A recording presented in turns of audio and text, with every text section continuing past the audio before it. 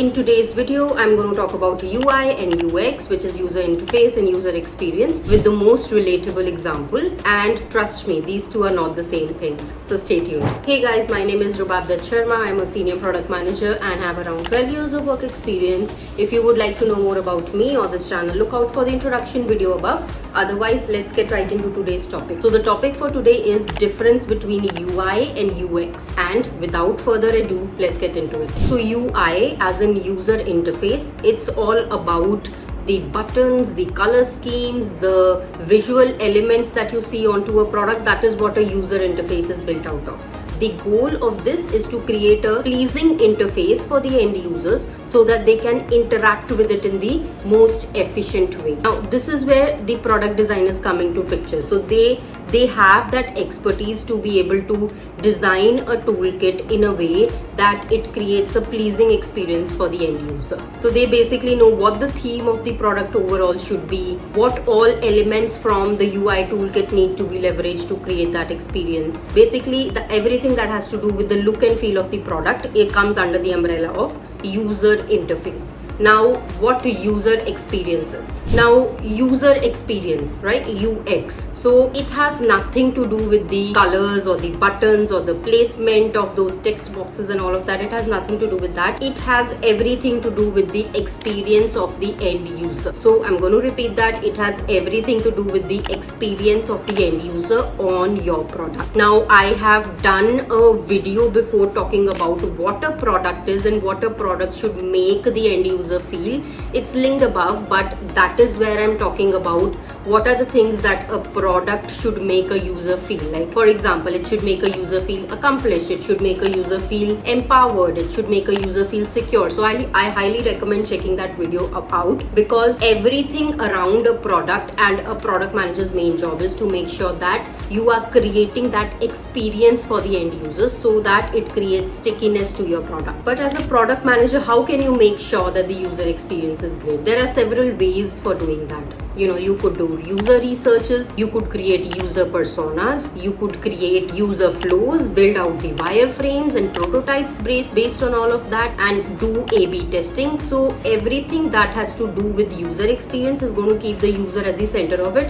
And you're going to think, as a product manager, when you're building a product, you've got to think that whatever feature am I building, what is the experience for the end user going to look like? That is what actually encompasses the user experience, or UX in other words. Now I'm going to take an example to explain that a little better.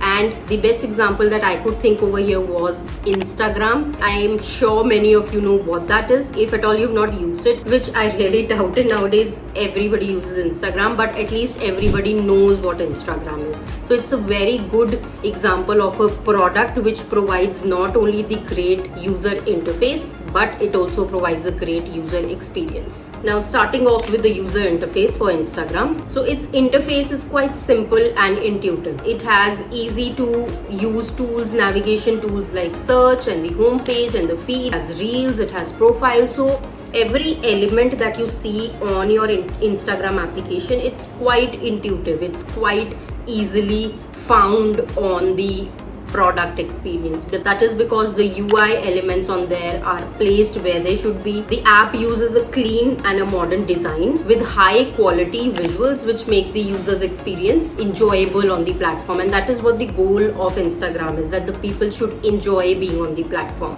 Now, a designer and a product manager, when they've been designing this, they've really thought through this on how can the experience be made enjoyable. Their use of color is quite consistent if you notice. It has a focus on the shades of gray and white and black. The consistency makes the interface really cohesive and polished. It uses animations and transitions to create the overall experience on the product quite lucrative. So if you see all of these things that I mentioned, they come under the umbrella of a user interface. Basically, every element you choose to put on your product, every color you choose, whatever the whole skin of it is, whatever the whole theme of your product is, that has everything to do with user interface. So whenever you are doing that research before building the product, everything, all of these things needs to be kept in mind, that how can you create pleasing experience for the end user who's using your product. The user experience of Instagram, it revolves around the desire of a user to consume the visual content and then share it forward, right? So the way Instagram is designed, it encourages the user to scroll through the feed, watch unlimited reels, and consume content constantly. That is actually the user experience comes, the psychology of a human mind comes inside the user experience. That is how the user experience is designed, that you continuously keep scrolling and thinking, oh, there's going to be something new. Oh, let me scroll down, there's going to be something new and interesting. So that is how the user design is. Like, for example, they don't have a pagination. Just imagine if Instagram had a pagination and you to click through 20 pages to see content. You would never do it. That's the main reason they have a feed on there, because it has that sense, it provides that sense of uncertainty to the user, that they keep scrolling through the feed and thinking, oh, now there's going to be something interesting. I don't want to miss out on something interesting that's happening right now while I'm scrolling. So that is how product gets into the mind of a human psychology, and that is how it's actually designed and creates a beautiful user experience. Now, the Instagram's use of algorithms, it ensures that the users see the content that's relevant to their interests, right? Many a times whenever you're scrolling through the feed, it's not necessarily of the people that you follow, it's also about similar interests. For example, I follow a lot of comedy content, but maybe I just follow like 10 comedians out there.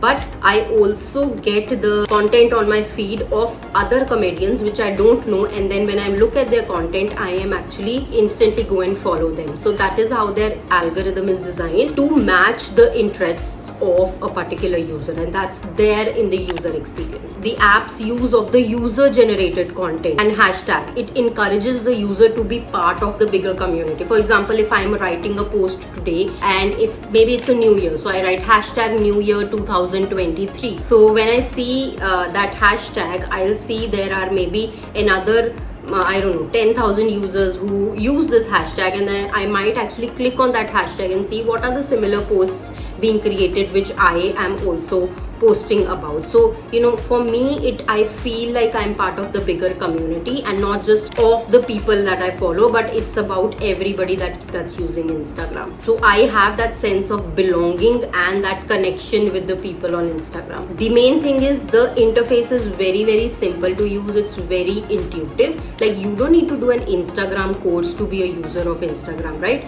So the interface needs to be very simple and very intuitive, that users can quickly find whatever they are looking for, and they can within minutes be part of the community like everybody else who's already using it. So this actually creates a very positive and satisfying user experience. So I hope that clarifies the confusion between UI and UX, because many a times these terms are used interchangeably whereas they are very different. I hope that example of Instagram has really given a clear picture on what exactly is the difference. If you think there is any other experience you faced with this, do let me know via comments. Otherwise, see you all next week. Bye bye.